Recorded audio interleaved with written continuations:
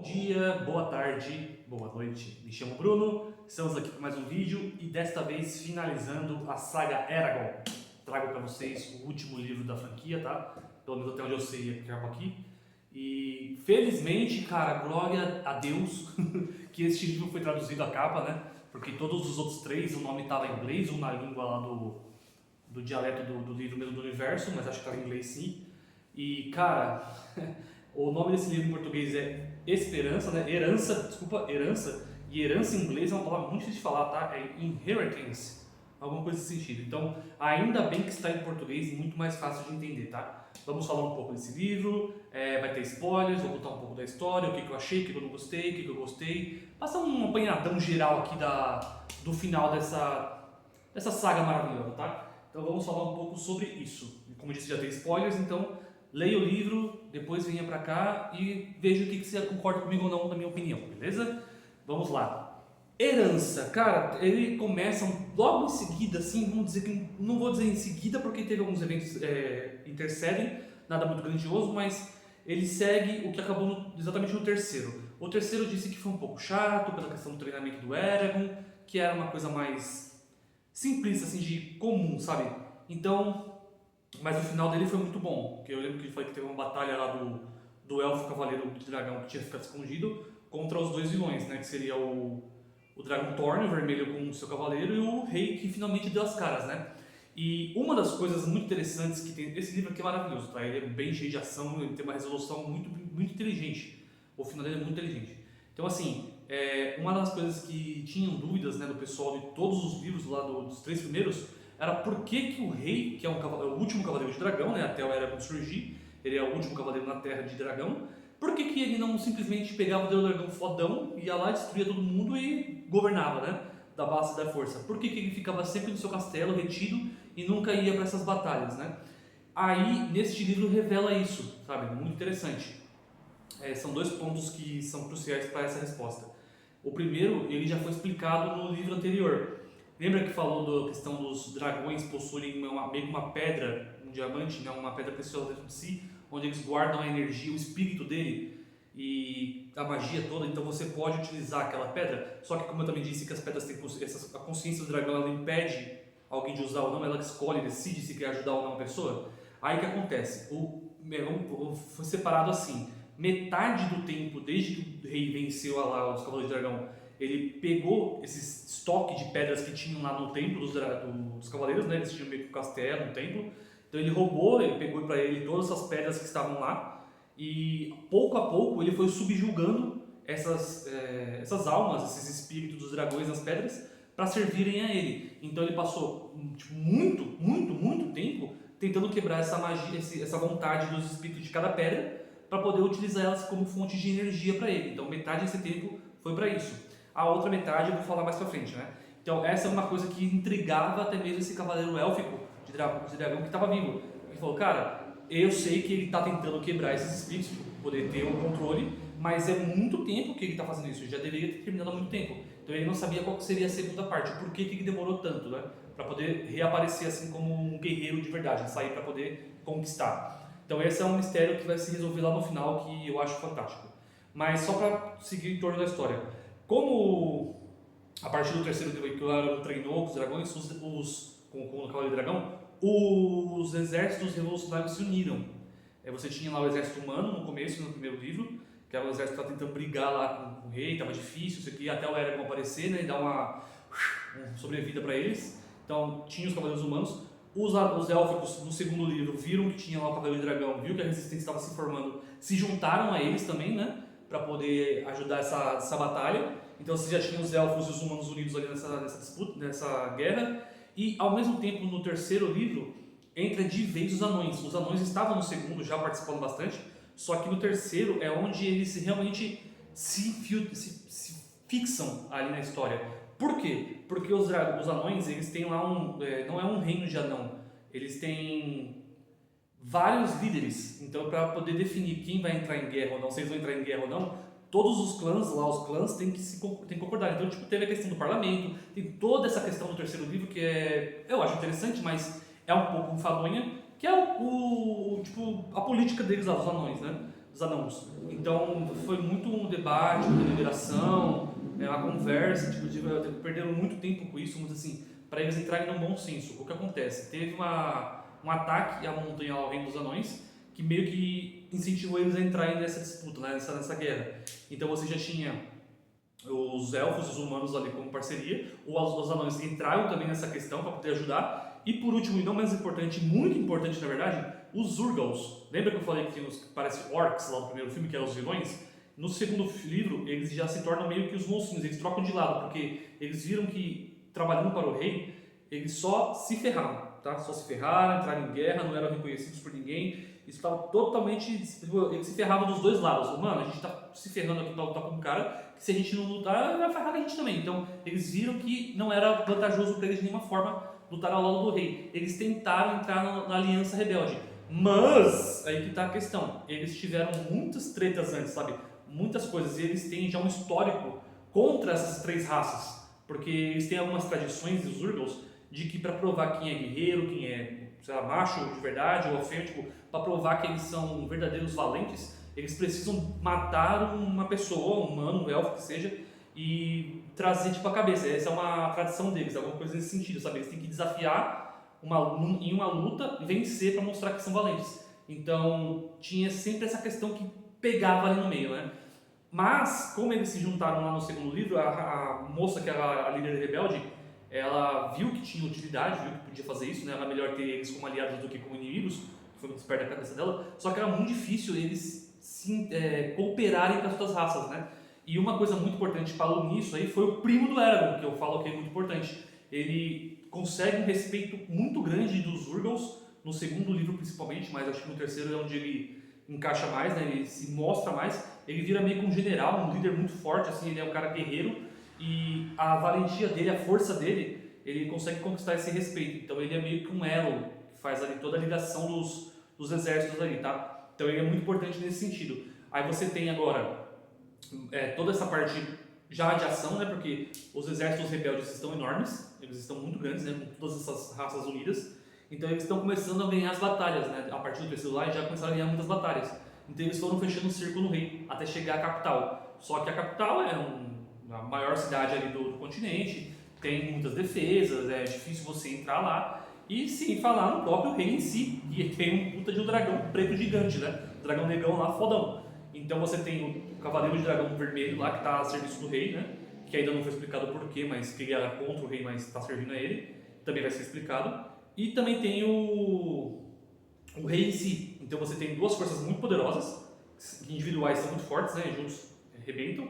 Você tem todo o exército do real, mas você tem um exército muito grande de rebeldes que vão lá para poder entrar. Aí que entra a história muito, muito legal. Tipo, todo esse exército que é rebelde, eles estão conquistando o terreno, estão chegando lá, e no decorrer do livro eles chegam à capital real, eles conseguem invadir. Antes disso tudo acontecer, né, de toda essa tretalhada, uma coisa muito legal, muito bacana é revelada no livro, que eu acho que foi uma pegada espetacular, tá? Antes, né, disso tudo, de desenrolar, de chegar nos finalmente, o Eragon, ele tem eu não lembro se é uma visita, uma visão, na verdade, acho que é uma visão, tá? Que ele vai para um lugar secreto lá dos dragões, que ele descobre, né, que tem lá esse lugar, eu não lembro se foi dito, acho que foi dito por alguém, que ele chega lá, aí ele vai, cara, é uma câmara secreta lá no templo, né, que ele vai visitar lá, e ele vai nessa câmara secreta que tem lá, tipo, no templo antigo dos cavaleiros. Então ele entra lá e, ele é incrível, ele descobre que existem muitos ovos de dragões, porque até este momento existiam apenas o dragão do rei, o dragão preto lá, grandão, e existiam 3 ovos, lembra que eu falei no meu livro? 3 ovos e esse dragãozão. Então, uma é a Safira, que veio pro Eragon, o segundo é o Thorn, o dragão vermelho, e tem o ovo ainda do terceiro, que está lá no castelo do rei, que ninguém conseguiu chocar aquele ovo, porque o ovo precisa ter alguém especial para chocar, tipo, ele está ligado já à pessoa. Então não teve isso, né? Estava guardado. E quando o Eragon entra nessa câmara, tem um ser, tipo, como se fosse um humanoide, um humano com uma cabeça de dragão. Mais ou menos assim que eles descrevem, tá? Que é o guardião dali. E tem centenas, milhares de ovos de dragão ali. Então, esse dragão guerreiro que guarda essa parte, ele fala pro Eragon que eles acompanham o que está acontecendo lá fora, né? Tipo, eles conseguem ver. Então, eles estão vendo que o Eragon surgiu, que o Eragon está lutando, então eles estão depositando a fé no Eragon. Só que eles têm um plano de contingência, que são esses ovos, que se não der certo vencer o rei, é esse aqui vai ser meio que o plano B. Não pode deixar isso cair nas mãos do rei, muito menos, né, nas mãos erradas. Então, qual que é a pegada? Existe os dragões, por ser seres mágicos, né, eles têm uma magia incontrolável às vezes. Eles conseguem fazer coisas milagrosas, vamos assim, milagrosas, sem mesmo sem consciência. Às vezes eles só fazem, sabe? A questão de que a magia toma conta e flui, e faz. Isso é uma coisa dos dragões que, assim, foi assim que surgiu os Cavaleiros de Dragão. Foi um tratado, né, uma junção dos dragões com elfos humanos, foram só essas 3 raças que se uniram, e uma magia que fez eles ficarem ligados para sempre dessa forma. Então, a magia não foi alguém foi lá e fez, não, ela simplesmente aconteceu. E isso é uma pegada muito legal. E isso que é da hora dessa parte aí, que assim, esse guerreiro que é o cabeça de dragão, ele fala pro Eragon muito claramente, fala, ó, nós estamos confiando que você vai resolver a treta, só que a gente não tem certeza que vai dar certo, por questão que o rei é muito foda. Então, nossa contingência é essa. Aí eles criam uma magia que eles apagam a memória do Eragon. Eles saem dali da caverna, junto da Safira, né? Eles apagam a memória. Então o Eragon não faz ideia de que existe esse lugar. Ele aprende a história, aprende muita coisa, mas ele literalmente esquece. A magia dele faz esquecer. Então a batalha dele é como se ele estivesse lutando só por ele ali, né? Tipo, como se nada tivesse acontecido ali, nada tivesse sido descoberto. E uma coisa que eles falam assim, se você vencer, se você ganhar esta guerra, sua memória vai voltar, você vai saber que estamos aqui pra gente repovoar e tal. Mas se perder, você pode ser dominado e você não vai saber que tá aqui. Então, pra gente evitar problema, fizeram isso. Então foi uma pegada muito legal, sabe? Uma coisa muito inteligente da parte dos dragões que eu achei muito foda, muito foda. Aí beleza, ele descobre isso, ele esquece, olha que ironia, né? Aí ele volta lá pra Aliança Rebelde lá, pros rebeldes, pra poder fazer a invasão ao castelo. Cara, e aí que é muito legal, porque logo antes deles entrarem, assim, eles vão entrando na cidade, a batalha é muito legal, vai mostrando lá os avanços, e eles precisam confrontar o rei, né? Essa parte é muito legal, porque assim, o rei, ele não é muito mostrado, isso que eu acho que é o único ponto negativo, na história inteira. Ele aparece um pouco no terceiro, mas assim, cara, a visão dele é muito, muito pequena, sabe? Você vê pouquíssimo dele. E no quarto, que é a hora que você fala, agora o cara vai chegar, é o Rugal, mano. Ele vai chegar arrebentando. Ele também não tem um destaque tão grande, mas você vê como ele é foda com uma simples situação. Eles entram lá no palácio, os principais guerreiros, né? O primo do Eragon, o Eragon em si, a Safira e a Elfa que ajuda eles lá o tempo todo, né? E lá eles estão junto com o rei, tá o Thorne, que é o dragão vermelho, o dragão preto. Mano, a cena que eles descrevem é assim que eu imagino. Imagina comigo, é um trono, né? Tá o trono aqui, o rei tá no trono, o dragão preto, que é o gigantão, tá atrás do trono, mano, é muito grande, tá atrás do trono assim, deitado ali. E na frente ali do trono tá o Thorne, que é o dragão vermelho, e o guerreiro lá que ajuda ele, né? Que, sabe? Aí chega os caras lá, chegou a Lídia, chegou toda aquela turminha dos principais, chega ali no salão. Aí é onde começa as linhas bombásticas, as verdades, revela tudo, cara. Deixa eu ver se eu não vou conseguir falar tudo aqui que eu não vou lembrar, mas o principal que o rei fala que revela por que ele demorou tanto pra sair, né? Ele falou, não, realmente, eu fiquei metade do tempo lá destravando as pedras, né, para poder ser minhas servas e tal, então ele perdeu muito tempo ali, mas o que mais fez ele perder tempo é o quê? Lembra do primeiro livro que eu conversei que tinha as palavras do nome verdadeiro? Cara, isso é uma pegada muito importante que ela passa em vários pontos do livro, tá? Várias partes, ela é muito interessante passando.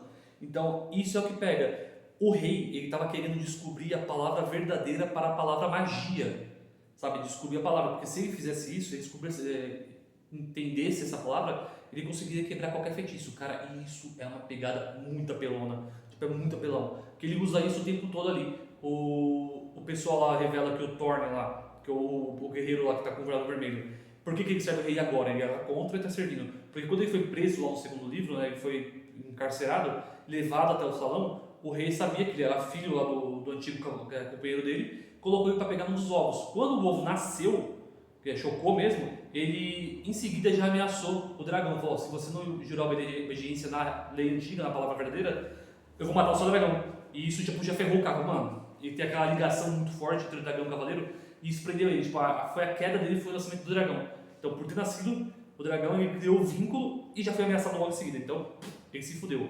Mas aí ele tá ali, na luta, né, então por isso que ele obedece o rei, e o rei estava nessa parada de descobrir a palavra magia na verdadeira. Aí ele descobre, cara, ele perdeu tanto tempo, mas ele conseguiu aprender, conseguiu fazer. Então é muito legal, porque toda vez que o pessoal vai lutar com ele, já começa ali, eles vão partir com a porrada, partir com a briga, tudo que eles lançam, que eles fazem de magia contra o rei, o rei vai lá e fala assim, pá, fala a palavra, a magia, magia aqui, tipo, destrói tudo. Então assim, é uma batalha, nem é uma batalha, cara, é um negócio unilateral, o rei arrebenta todos eles ali, sabe? Eles ficam no chão, eles não conseguem vencer, é uma coisa muito bizarra, assim, eles conseguem só apanhar, só apanhar.